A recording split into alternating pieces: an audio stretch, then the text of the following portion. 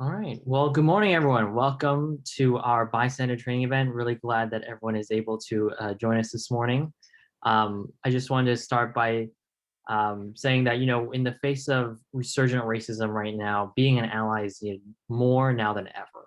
And people are constantly wondering what can they do personally right now in the face of so much rising anti-Asian racism, which certainly the skills today we're hoping to impart on you and learn more about is obviously to be an ally in every regard, in hate, whether it's towards someone's religion, towards someone's color of skin, or even the way they love. It's important to be an active bystander, an active ally. So it's really important we're having this kind of session today. I'm pleased to be joined today by Supervisor Otto Lee of Santa Clara County, Council members Kevin Park, Raj Chahal, Suds Jain from the city of Santa Clara, and Courtney from the Council of American-Islamic Relations, who will be leading the training today. And we hope that the training equips you with the tools needed for de-escalation tactics and how to provide safety and support to our community members that have been targeted. We'll also have a Q&A segment at the end, so if you have any questions, feel free to ask them, because these are going to be really essential skills as we go forward and figure out how do we combat hate. The recording of this training will also be posted on our website if you'd like to share with your friends and family. And also, I just remembered completely that I forgot to introduce myself. I'm Assemblymember Alex Lee, and if you live in the cities of Santa Clara, Milpitas, North San Jose, Fremont, or Newark, I'm probably your state representative. So if there are any questions about this afterward, please feel free to reach out to my office. You can just Google Assemblymember Alex Lee and you can find a recording for it as well, the recording of the session. So I'd like to first now turn it over to County Supervisor Otto Lee then. Thank you, Alex. Good morning, everybody. My name is Otto Lee, your County Supervisor, representing Santa Clara County District 3, which covers North Sunnyvale, Alviso, Berryessa, Milpitas, and all the way down to Evergreen as well. Good morning, and thank you for attending this important training session. I'm very glad to say that today we have Courtney from Council of American-Islamic Relations giving this excellent training about bystanders. Why is bystander training so important is because of the fact that a lot of times when we hear about these hate incidents and hate crimes being committed, a lot of times people standing around have done practically nothing or don't know what they're supposed to do. I think it's so important to make sure that we are armed with the knowledge and the procedure and how we could be effective a bystander without jeopardizing, of course, our own safety as well, being there. We have told people that we need to speak up. The frequency and the intensity of these hate crime violence is just ridiculous of what we've seen. I mean, just this week we saw a very brutal attack with a big knife against two Asian women right on Market Street in broad daylight, which is absolutely ridiculous. So I think there's so much more that we can do in this case too. I mean, we see how the bystander was so crucial of getting the victims away from the perpetrator and getting them help. So there's so many things that as a bystander you can do to help protect our community and make our community safer. So thank you so much for being here to spread this message, and hopefully you could also impart these knowledge in the future to others to get the word out. And again, I always tell people, hate against one is hate against all, and we absolutely need to stand together to fight this. Thank you very much for being here today. Thank you so much, County Supervisor Lee. Now I want to turn it over, or actually 1 second before I do, I want to just acknowledge that Santa Clara Unified board member Bonnie Lieberman has joined us today, so thank you for joining. But now I want to turn over to Santa Clara City Councilmember Kevin Park if he has some opening remarks he wants to make. Thank you very much. My name is Kevin Park, and I'm a council member from Santa Clara. And I want to give a big shout out to all the local minorities here. Hello, global majority. I think we forget that, right? And we know Stop Asian Hate and Black Lives Matter, like why are all these things happening? And it turns out these are the communities under attack. It's like, if you fall down, nobody says, is everyone all right? I mean, we need to focus on the people who are hurting now. And a lot of people say, well, I would step in, but I'm a little bit afraid. These aren't life and death situations. Well, actually they are life and death situations. These may seem like minority problems, but they have to have a majority solution. And that majority has to include us, active people, right? If we want to promote unity, understanding, acceptance, we all have to work together on that. And we have to make them our issues, our personal issues, as well as our community issues. I mean, words are not enough. Education is not enough. And it is clear that simply having friends or family members in minority groups is not enough. We actually have to work together. Safety in numbers, eyes on the street, community. And community gives us both safety and strength. And for us to have a lasting impact, we need to participate, actively support minorities focused on, focused rallies and events.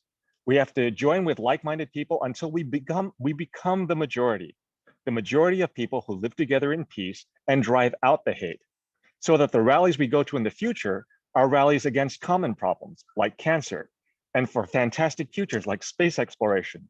I mean, climate issues have no color, and that is the inclusive way to look for solutions. And I want to say this, I said this last week, but I want to say it again. And it is amazing that just in my lifetime, we can go from my parents telling me not to get involved with politics because the politicians won't do anything, to me being on a city council in a region, not just a city, but in a region full of people taking action. And I think that's what we need to do. We need to not just learn about these things, but be involved. Thank you very much. Thank you so much, Councilmember Park and Supervisor Otto for your wonderful opening remarks. And it is important to definitely, these are life and death issues, and this is why we need to be better bystanders and upstanders, hopefully. So now I'll turn it over to our main presentation today from Courtney from the Council on American-Islamic Relations. Thank you. Thank you everyone for being here. I want to welcome you all to today's Bystander Intervention Training. As Assembly Member Alex Lee said, my name is Courtney and I'm from the Council on American-Islamic Relations.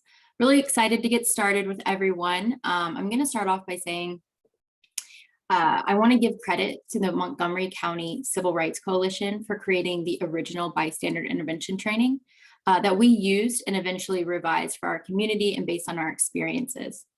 So I want to start off by explaining a little bit about CAIR. So for those of you who this is your first time encountering CAIR, or maybe you're less familiar with CAIR, CAIR stands for the Council on American-Islamic Relations. We are the largest nonprofit civil rights organization that serves the Muslim community with over 30 offices nationwide. So our office specifically is actually the oldest CAIR office, second only to the national office. And the core of our work is that we provide free, confidential, and culturally competent legal assistance to people who are discriminated against, who are harassed, who experience hate crimes, hate incidents. But beyond our civil rights cases, we also do immigration services now. So a big part of our work is providing immigration services. We also do media relations. We lobby elected officials on issues related to civil rights, legislative issues. We conduct workshops and trainings like these, and we also do youth empowerment programs. So we're really proud of the work that we do at CAIR, but it's important that we consider why we have to do this work at all. And you've heard from a few other people about why this work is important. But essentially, there are overarching structural aspects to how society is organized and operates that oppresses and exploits various groups and classes of people. And that manifests itself in racism, classism, patriarchy, homophobia, xenophobia, and other forms of bigotry. Now at CAIR, we are centered specifically on empowering American Muslims. We track hate crimes and hate incidents that happen in the Muslim community, but also we're a diverse population. And we've seen hate crimes and hate incidents on the rise over the past few years in our community, but that's mirrored in several other communities. Hate crimes and hate incidents happen to all marginalized communities. And of course, we've seen the rise of hate crimes and hate incidents since COVID on the Asian community. We've seen the rise of hate crimes and hate incidents on the transgender community. So there are a lot of reasons that we have to do this work. But again, because these are deeply rooted structural issues that we are up against, it's necessary that all of us are involved in larger, longer-term struggles for justice. So beyond just this training, which is an emergency response to a hate crime or hate incident, but it's not a long-term solution because we need to still fix the structural aspects, because hate crimes and hate incidents are a symptom of a larger problem. So I want to just, have you all think about this to yourselves, maybe drop in the comments. Have you experienced, witnessed, or heard about a hate crime or a hate incident occurring in your community? So if you can drop in the comments, maybe a +1, if that resonates for you. Or use the hand raise function. So what we've seen in our virtual and in-person training is that at least half of the group has experienced, witnessed, or heard about a hate crime or hate incident. And that's really startling because we do these trainings mostly in the Bay Area, sometimes it's outside the Bay Area, but mostly in the Bay Area. And a lot of times people think that because we're in the Bay Area, that we're in a liberal bubble and that we're not going to be affected by things like hate crimes and hate incidents like the rest of the United States. And that's just not the case. Hate crimes and hate incidents happen here. People are experiencing them and they're impacting our community. So that really brings us to what we are doing here today. And the goal of today's training is for all of you to be prepared for what to do when you see something like this happening and to actually engage in nonviolent de-escalation in real life situations. So the first thing that we're going to do is spend some time talking about the values that underline this training. And then we're going to go through a series of steps that you can use to intervene in different scenarios. And after that, we're going to talk about some ways to secondarily intervene, such as collect evidence and reach out to authority figures. And then we will talk about what this might look like in some real life situations. So before we jump in, like I said, it's a lot to cover, but what this training will not teach you is how to deal with situations of immediate danger, of physical danger. So if a situation becomes physically dangerous, our recommendation is to leave as quickly as possible with as many people as possible. But we also encourage you to take additional self-defense and active shooter training. However, this is narrow in scope in that it's going to teach you how to de-escalate verbal harassment when it's still at the verbal level. So now that we are going to talk about the values, this is really important because the reality is that one training is not going to cover every single possible scenario. And in the heat of the moment, you might feel that you can't remember all of the little details, but you can use your own critical thinking guided by these values to stay on track with your intervention. So the values that underline this training are safety, support, and solidarity. And the first value, safety. So we believe that de-escalation is the safest way to respond. So there are many unknown factors involved with dealing with an attacker, and you never know what a stranger is capable of doing or if they're armed. So that is why de-escalation is your safest option. It's also important to be aware of how your intervention affects everyone's safety. So throughout this training, we're going to talk about different decisions that you can make. And it's really important to always assess in the moment what those decisions will have an impact on. What are the repercussions? Also, practicing helps us get past our hesitation so we can act when necessary. So we won't be able to physically practice what it is to de-escalate an attacker, but I suggest that you take the scenarios that we go over today and bring them into your households with the people that are close to you and practice this and really practice what it's like to be an attacker and a bystander and a targeted person so that you can get the feel of it and also build that muscle memory. Our second value is support. So we are there to support what the targeted person wants. And this means that we are providing options for the targeted person and we're acting according to their wishes. We also ask the targeted person if they want our help. We ask how we can best help them, and we ask before we touch them. So consent is essential in all things, but especially when engaging with the targeted person, it's really important to check in with them and make sure that they're comfortable with all the decisions you're making. And lastly, under support, we want to shift the focus of the situation to the targeted person by only interacting with them as much as possible and by ignoring the attacker. And we do this because we believe it's both more effective and because we believe that the targeted person deserves our attention more than the attacker. And our last value that underlines this training is solidarity. We believe that nonviolence is the most courageous way to respond. So it's easy to lash out, but it's difficult to hold in your emotions and act from a principled place. And you may not feel that you can do that, but hopefully this training will help you. Also, we are there in solidarity with the targeted person, not as their savior. So although it's our natural inclination to go to the source of the trouble and to try to make it stop, so in other words, to engage directly with an attacker, We recognize that that is not the most strategic way to respond, and it doesn't necessarily empower the targeted person. And lastly, we do not call the targeted person the victim because we want them to retain agency in the situation. So a real core aspect of this training is that we recognize that targeted people lose a lot of the ability to control the situation, a lot of power when they're being targeted. And one of our goals is really to empower the targeted person to allow them to have more control over the situation. And that's why we are using empowering language. I'm going to pause for a second to see if there's any questions around the values before we move on to the steps. There was one question, will we have access to the slide deck or training materials? Yes, I can send the slide deck, and I think that the training is posted on Facebook, and it's going to be saved and recorded as well. Okay, seeing no questions, I'm going to move on to the steps that underlie this training. So now that we've covered the values, we're going to talk about some concrete steps that you can use to have a successful intervention. You may have seen this training that was popular several years back now, I think on Facebook, but it shows a situation of a woman being targeted for wearing hijab on public transportation.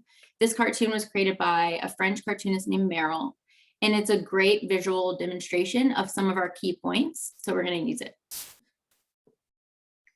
So the first thing to do when stepping into a hate crime or hate incident is to assess the situation. So before you're even stepping in, make sure that you're ready to intervene. And this means being emotionally and mentally prepared to enter the situation. So if you check in with yourself and you think like, I'm having a really bad day, I'm not going to be able to stay calm in this situation, that's a good time to reflect that maybe I'm not the right person to step in and maybe somebody else is better positioned.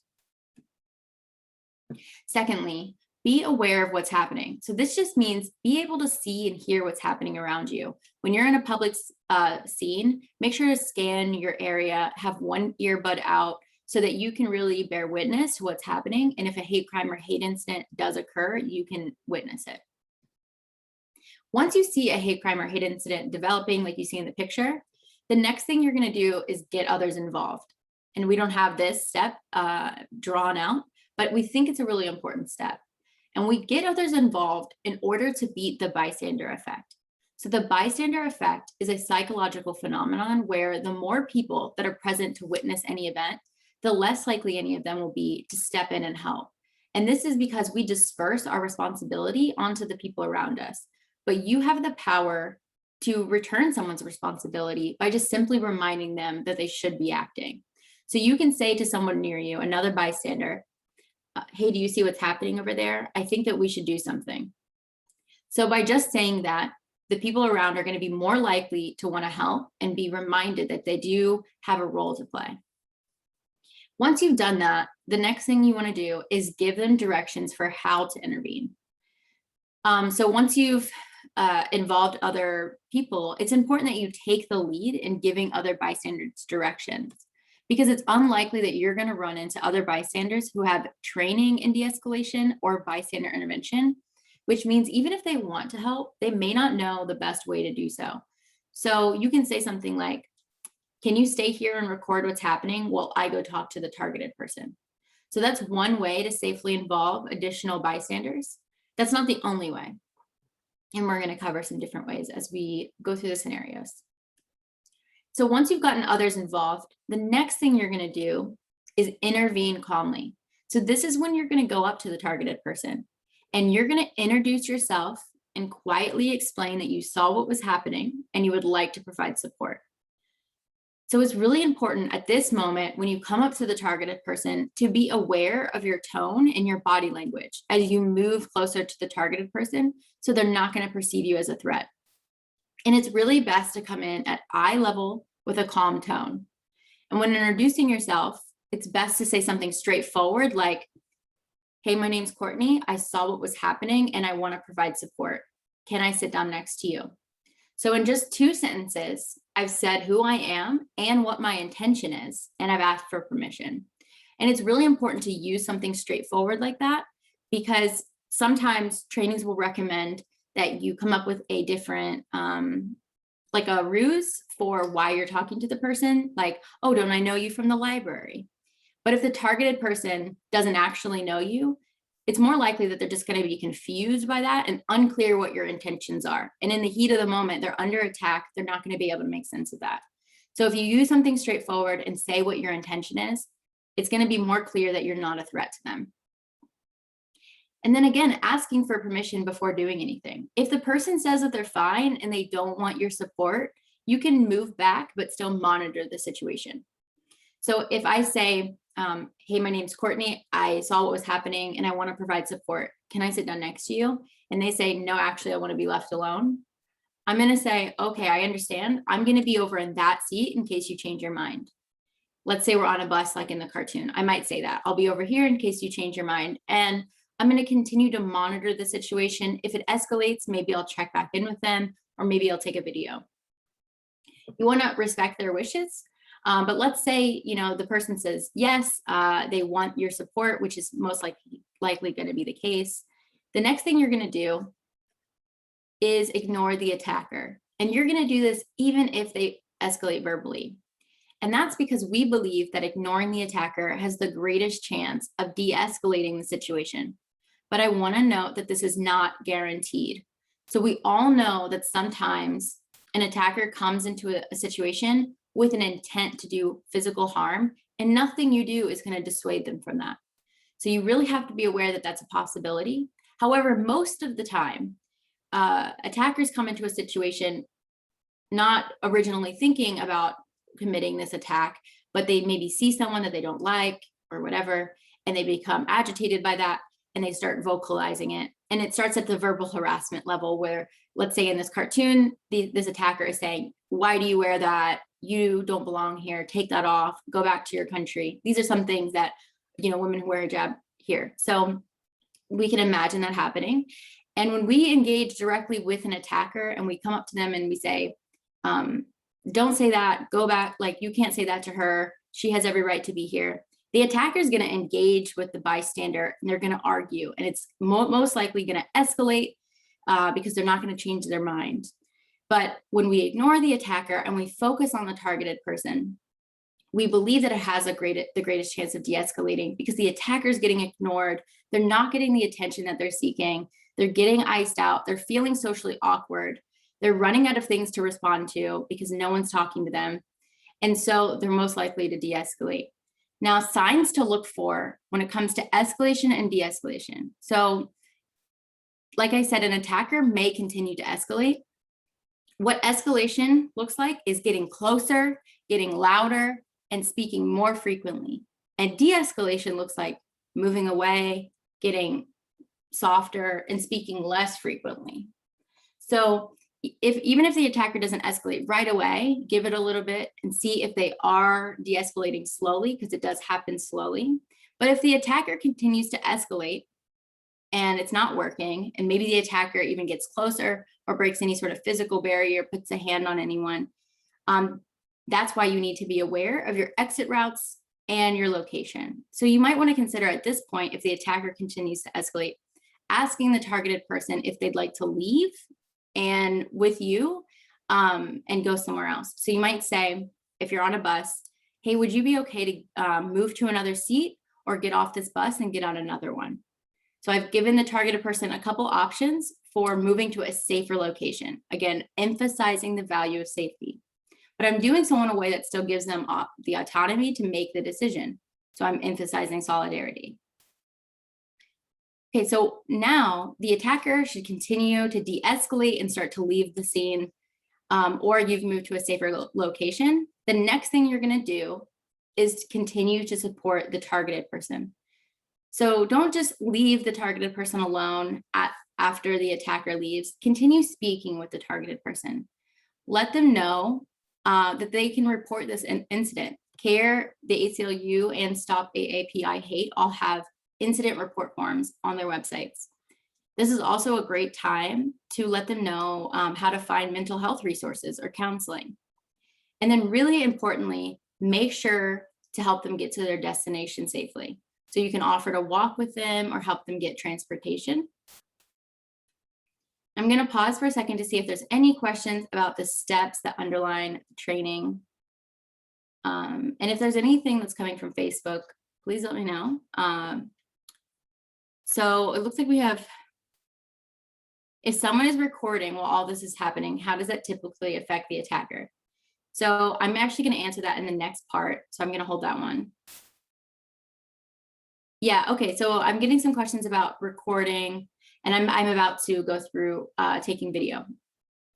So just quickly again, before we jump into that, the steps are, first, you're gonna assess the situation. Make sure that you're mentally and emotionally prepared to step in.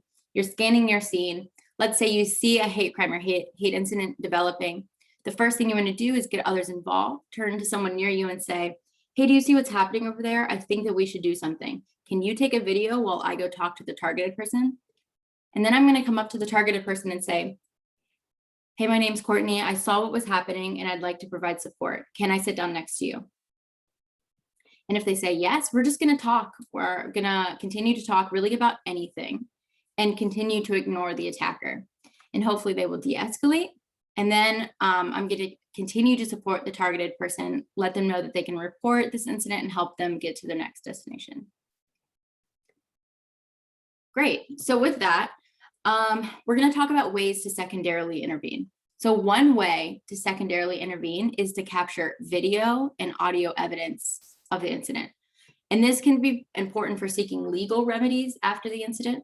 And it can be something that you can do if it's difficult or impossible for you to get to the targeted person. Or it can be something that you ask another person to do while you speak with the targeted person.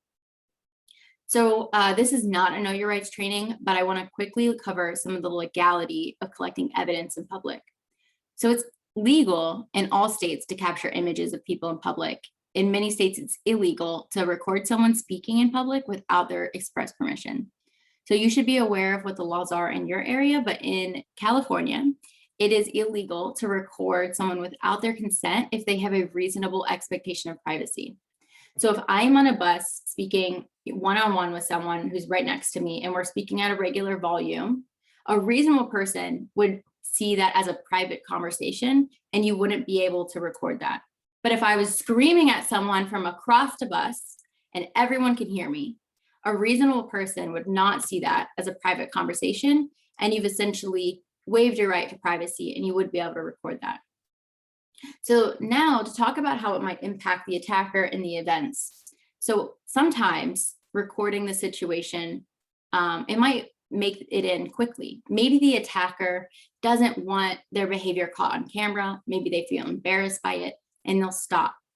But also, just as reasonably, it's possible that the attacker might become escalated, agitated, if they see that they're being recorded, try to grab the phone or get violent. So it's really important, again, to go back to the value of assessing, of always assessing the safety of your decisions and how your decisions are going to impact the situation. So monitor how your videoing is affecting the situation and be prepared to put your phone down or away if it makes it more dangerous. You can also hide your phone or somewhere and go audio only. Now, what I'll say about this is that you're more likely to escalate an attacker if you're in their face with the camera. So if the camera is the attacker and I'm this close to the attacker, even if I'm ignoring them and I'm looking over somewhere else, I'm not making eye contact, I'm essentially still engaging with them passive aggressively. I'm saying, I caught you, I have you on camera, we're all watching. And that's going to be more likely to agitate the attacker, and they might try to grab the phone or get violent. But if I'm 10 feet away and I'm taking a video and I'm not making eye contact and I'm not in the attacker's face, the attacker is going to be more likely to not pay that much attention to that. Okay, so we also need to make sure that we're holding our camera when we take our video horizontally, because this is the orientation of media in television, and it also captures more of the scene. And then also make sure you know how to get to your camera function quickly, because you might need it. You can swipe left on an iPhone, and I think on Androids it's like up, or might be different on different ones. But just know how to get to your camera quickly. And make sure you have space on your phone to take video. If you go to take a video and an alert comes up, you don't have enough space, then you're not ready to step into a hate crime or hate incident, because during a hate crime or hate incident is not the time to have to clear space off your phone. And then what I'll also say about this is, after you've taken the video, check in with the targeted person. This video is really for them to use for legal remedies, or if they want to give it to the media. Don't just post it on social media without checking in with them. And you know, it's really for their purposes. So make sure you check in with them about the video. I think that I answered the 2 questions. So we had a question with how does recording the video affect the attacker? And it affects the attacker in the way that I just said. It can sometimes escalate them or sometimes de-escalate them. So you have to monitor it and adjust your decisions based on it. Yeah, so what about recording the hate incident and posting it to expose the person? Again, make sure you check in with the targeted person before you post it. There's a possibility that a targeted person might have a reason for why they don't want that video posted. So it's important to check in first. Great, so one of the questions that we often get asked is, should I call the police? And in general, we advise people to not immediately call the police unless the situation has become physically violent. And this is because there are many people who see the presence of police as a risk of escalation in and of itself. This can be because they are undocumented and fear arrest, or it might be because their community's experience with the police has been disrespectful or dangerous. We also recognize that there's often a strong element of privilege on the basis of race, class, gender identity, and ability status involved in feeling free to call the police into a situation. We also logically know that if a situation did not previously involve a firearm, by calling the police in, you've brought a firearm into the situation, which decreases the chance of de-escalation. So essentially though, we are there to support what the targeted person wants, which means that if you think that police intervention might be useful, check in with the targeted person and follow their lead. Another question we often get asked in this training is, what if the situation involves police misconduct? Now, this training is specifically for situations of community on community harassment, not for police misconduct, but just really quick, it's always legal to record the actions of the police as long as you're not interfering. And so this is not a know your rights training, but the police can't legally ask you to stop recording, delete your recording, or hand over your phone. But that doesn't mean that they won't. So in situations like this, we recommend the Mobile Justice ACLU app. You can find it on the Apple Store or the Google Play Store, and it allows you to take a video from the app, and it live streams to the ACLU. So if for whatever reason your phone is dropped, broken, taken, whatever, in the middle, that video footage is already in the ACLU's hands. So now I'd like to talk a little bit about the different scenarios that we cover. So in this first scenario, this is a man harassing an Asian woman on public transportation. And so in this scenario, this is something that we're seeing often happen right now because of the rise of anti-Asian hate crimes and hate incidents. And something that I want you all to think about in this particular scenario is some of the differences that might take place versus other scenarios. So it's similar in location to the cartoon, because that cartoon was on public transportation as well. And each physical location adds challenges, and each scenario, where it's at, who's being affected by it, is all going to change what you have to think about. But in this scenario, one thing that you might think about is something that's been on the rise with these kind of hate crimes and hate incidents is the use of chemicals and bodily fluids. So things like cleaners, sprays, disinfectants, like coughing, spitting, things like that. So there are the possibility that an attacker might use one of these as essentially a weapon. Now, what I want you all to know is that the use of chemicals, bodily fluids are all escalation, and they're all physically violent. So that falls under the category of physical violence. And so you really need to be on high alert if that is the case. If they are doing something like that, that's a sign that they are comfortable with being physically violent. And you definitely need to think about leaving the scene and getting to a safer location. I'll also see if anyone has any questions about this scenario before we move on to another one. But if there's any specific questions about scenarios like these, let's see. Oh, sorry. So one question was, what is the name of the app, the ACLU app or mobile justice app? So it's the ACLU's mobile justice app. I think the app's name is Mobile Justice, but it's made by the ACLU.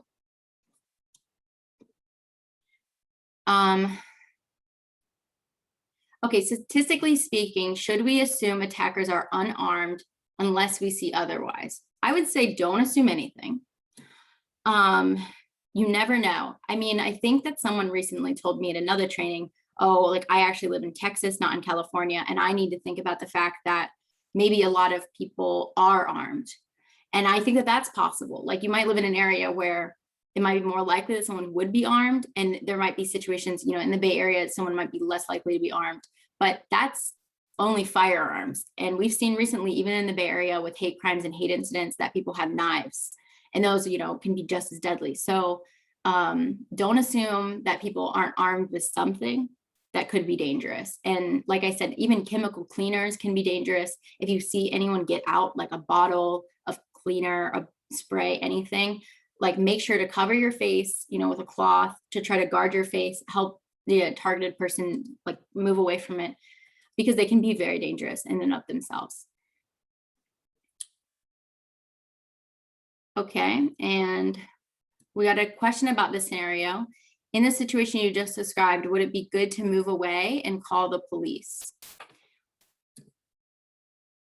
It's a complicated answer. It really just depends, but you know, you need to check in with the targeted person if possible to see what they want to do about police intervention or not, if you can. But moving away is definitely important if there are chemical agents or someone's using bodily fluids. Trying to get into a safer location is your #1 priority.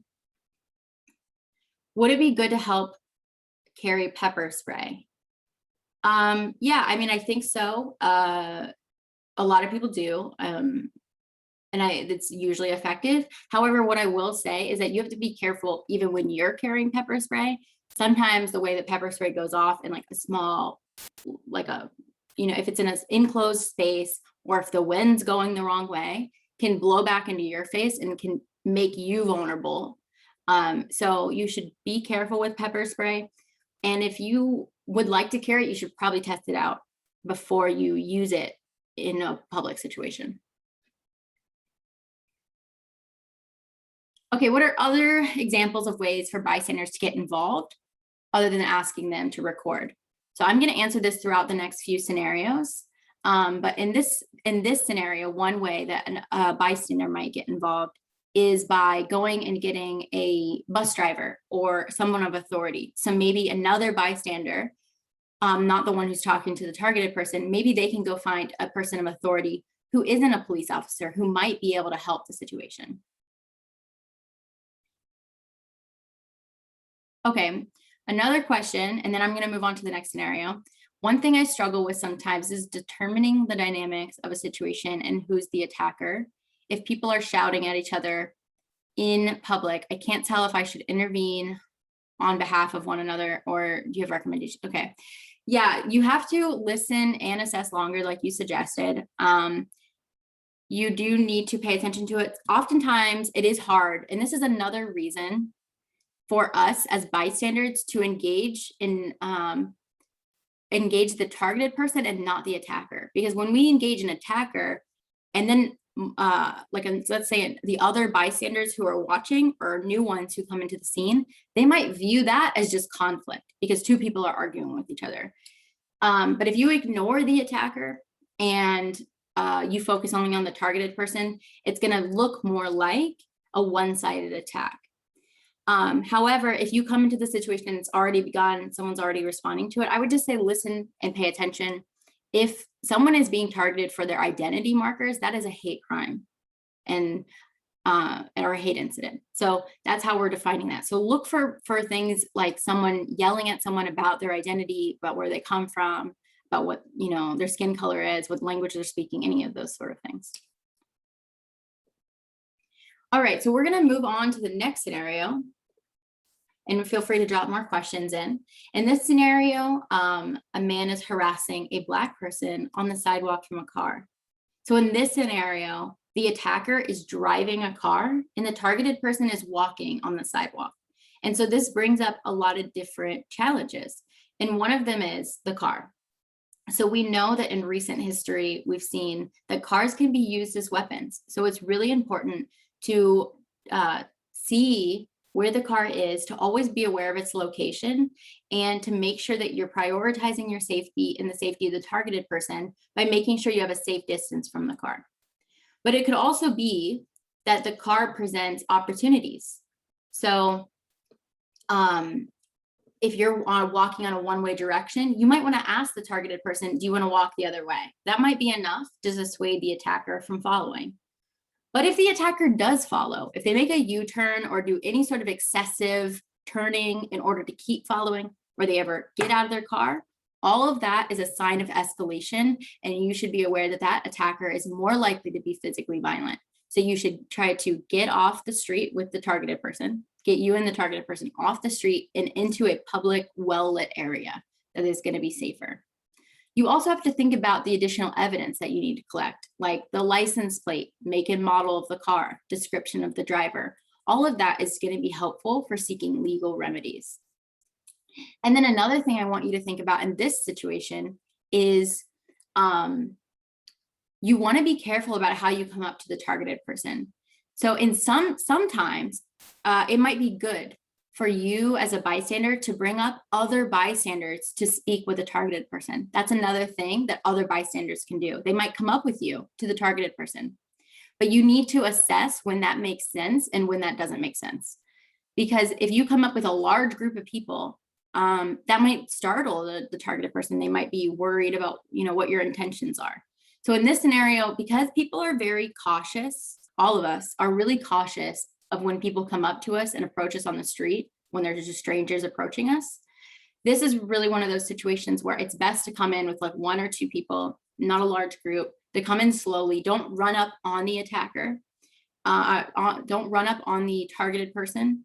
So come in slowly as to not startle the targeted person, because especially at night, if you come up to someone at night on the street, they're more likely to be scared by that. And another thing that a bystander might do in this situation is get that other evidence. So the license plate, make and model of the car, maybe they're taking photos, maybe they're documenting it. Yeah, or maybe they're going into a restaurant nearby or a store and they're looking for other authority figures. Now the next, we have a question in the chat about what if the targeted person speaks English as a second language and may not be able to communicate. And that really perfectly transitions us to the next scenario, which is a person being harassed speaking Spanish, a Latinx person being harassed speaking Spanish with a store clerk. So in this scenario, we have that exact problem. So let's say the targeted person doesn't speak English or doesn't speak very much English, and you as a bystander speak English, and this can really happen in any language. So you may find yourself at any point, even if you speak Spanish, supporting a targeted person who speaks a language you don't speak. And when that happens, we have to think about ways around it.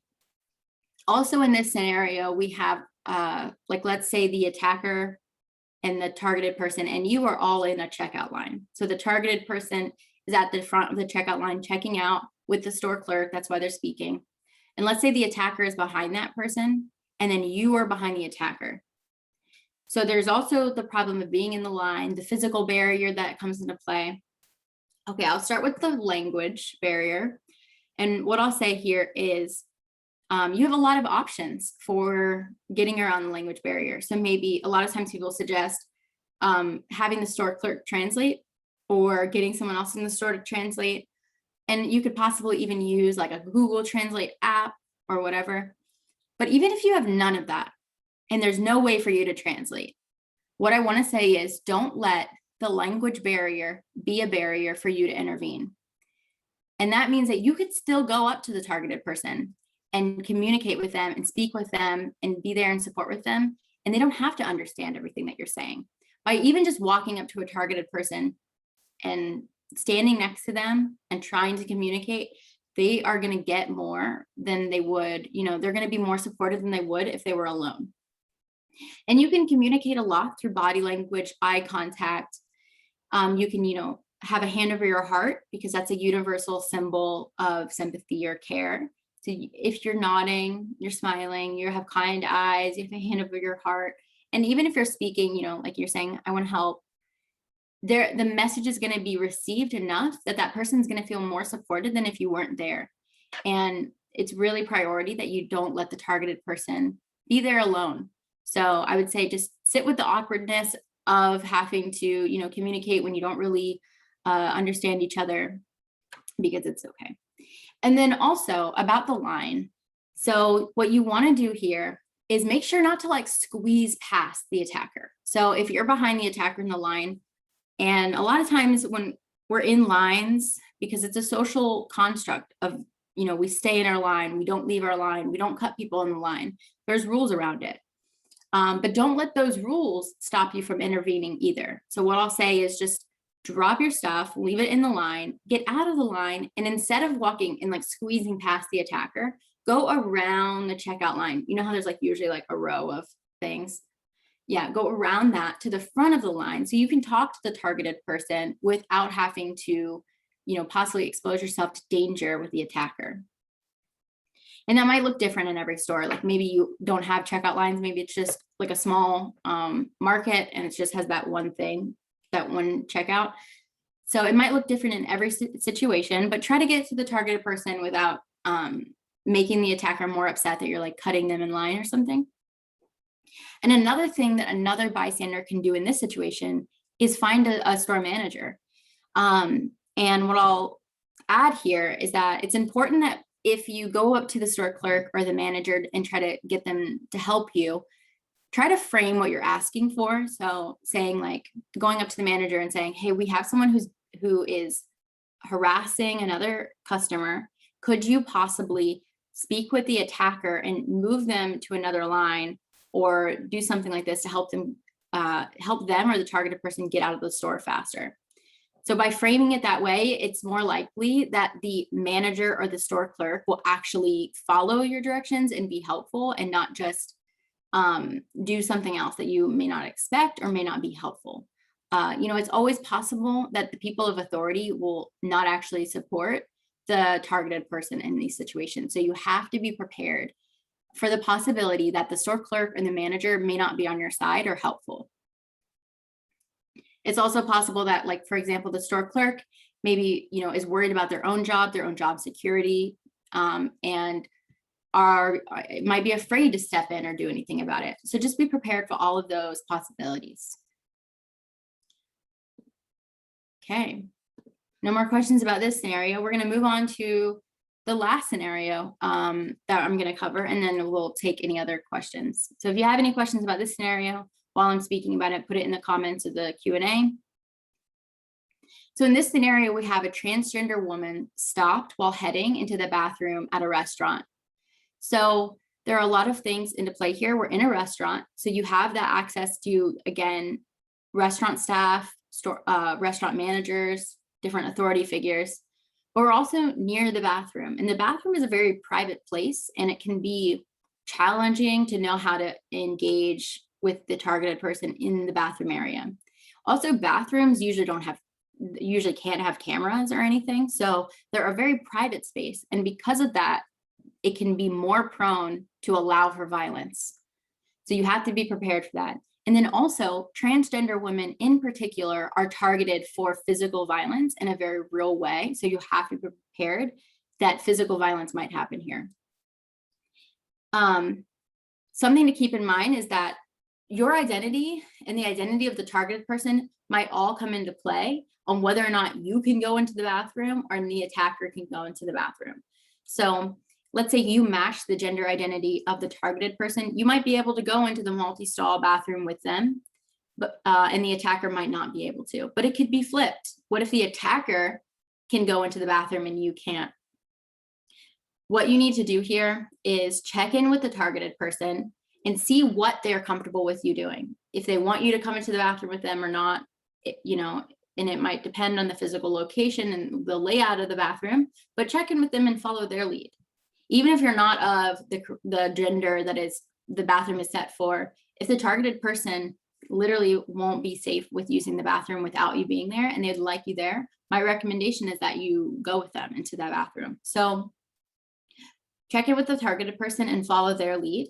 And then really importantly here, so in every other scenario that I've mentioned, I've said that if the attacker does not de-escalate quickly enough, you should ask the targeted person if they'd like to leave and go somewhere else into a safer location. In this scenario though, I'd say that if at all possible, make sure that the targeted person can still use the restroom before leaving, because this is a basic bodily right that they're trying to exercise.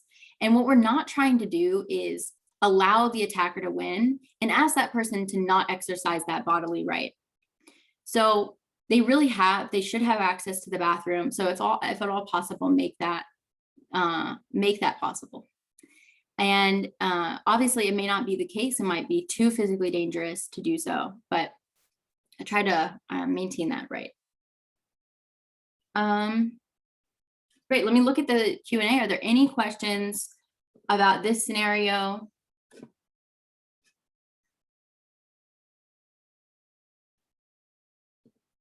Okay, I don't see any. Now I'll just open it up for any questions at all. If you have a question, if you have I think I see an attendee with a hand raised, but I'm not. Oh, I went away. Okay. Got one in the Q&A. Okay, untrained person involved. What happens after you ask someone else to take a video? Do you have to tell them not to post it, not call the police, send it to the targeted person? Yeah, I would just say, can you just take a video? And then after the whole thing is said and done, what you want to do is after the situation has either de-escalated or you're in a safer location, then check in with that bystander to get the video from them. And then you can talk with them and the targeted person about what they want done with the video. What if you left? How do you know who has the video? Yeah, so if someone took the video and you left, then you won't obviously know that someone else took the video. You should stay around until the situation has like completely been dealt with, so that the targeted person is in a safer location, the situation has de-escalated, and you have the ability to actually check in and see what the targeted person wants to do next. Or you can exchange contact information with them if possible. What if another bystander got involved and starts arguing with the attacker?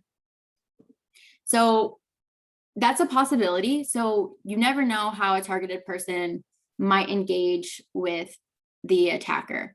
And if you're a targeted person, you have the right to respond to your own attack and your own oppression in the way that feels right for you. So if you want to argue with the targeted person, it's within your right. But you should still be able to, as a bystander, understand that this started in a one-sided way, and be able to assess that, hopefully. And then you can still choose to support the targeted person.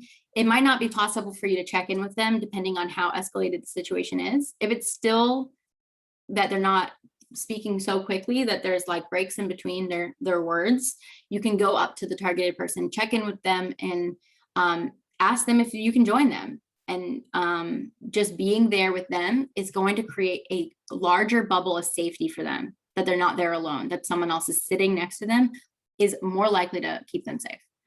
So checking with them and seeing what you might be able to do for help, but you obviously have to assess your own safety as well.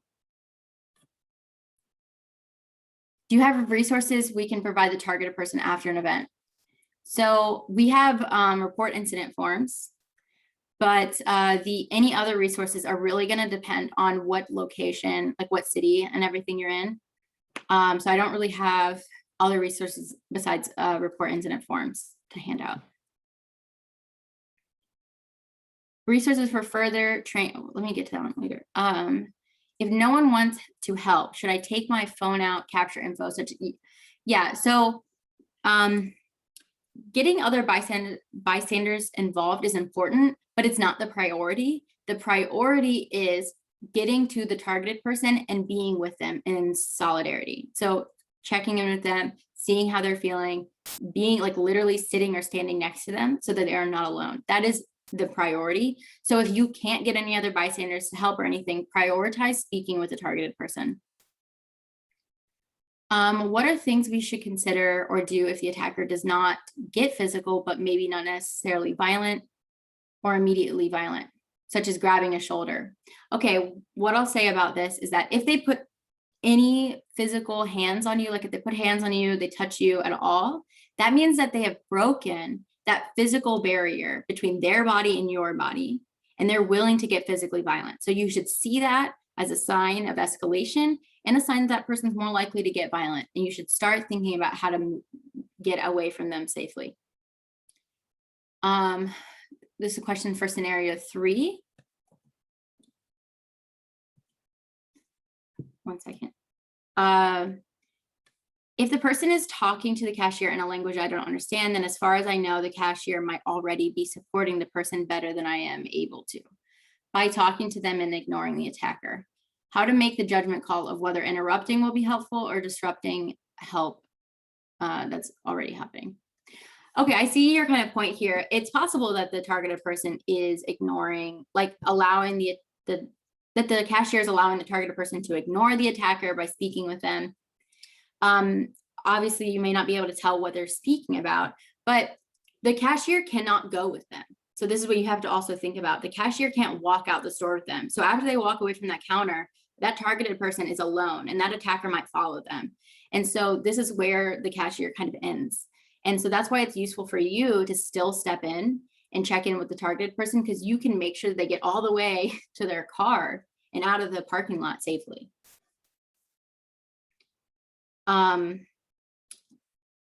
If an attacker starts yelling at me as a bystander while I'm intervening, do I continue to ignore them and not give eye contact? Yes, you do. And it's a possibility. I want to name here that by being a bystander who steps in any way, it does put you at an added risk. It's more risky to step in than it is to just sit around and do nothing. But it's less risky than engaging directly with an attacker to start arguing with them. So it's less risky to sit next to a targeted person and ignore an attacker, but it's not 100% safe, right? So the attacker might see you as another targeted person or might be upset that you're supporting them. So you need to be prepared to monitor if you've become a targeted person, but continue to ignore the attacker.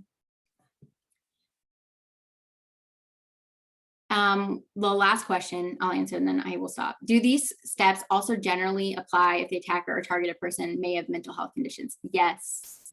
So you can still use the strategy of ignoring the attacker, even if the attacker you think might have mental health conditions or health crisis. The ignoring strategy still works. I've seen it work.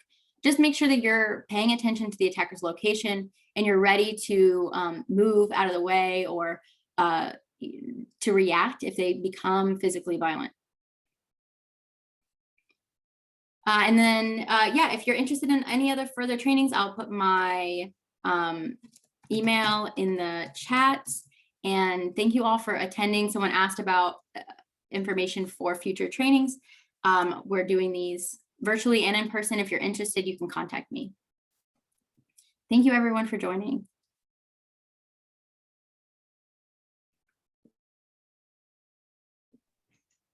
I'm not sure actually who I give it next, who goes to next. Hi. Leah, Councilmember Park. Oh, okay, yeah, I'm gonna give it over to Councilmember Park to close us out, I think. Thank you very much. I don't know if you can hear me. Yeah. Thank you very much for the presentation. And just as much as the information, I think that knowing that there's a community of people out there that is willing to help, that's a big mental boost to me and to my family, because we need to make others feel safe, not just where we live, but everywhere we go. Our races, our identities, they're not things that we can simply leave at home. And our children and our parents and our grandparents, we may feel safe individually, but we need to realize that the people at risk are not just us. It is either their children, their parents, our grandparents. The world has to feel supported. And there's nothing that says that people trying to help cannot look for additional help themselves. Like you don't have to step in on your own. If you can find other people that can help, I think that would be also good. And I can't stress enough, the community is how we're going to promote understanding, and community is how we're going to get the first level of safety. And hopefully at the end, when we've got understanding, when we've got community, the only minority that will be left will be the people who hate. And I'm looking forward to that time. Thank you very much.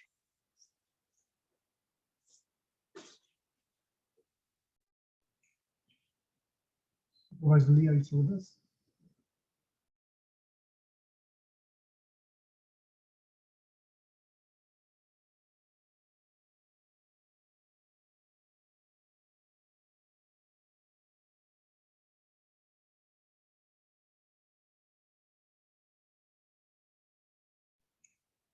Thank you for joining us today. And if you have any questions, feel free to call Supervisor Lee. Can you hear me?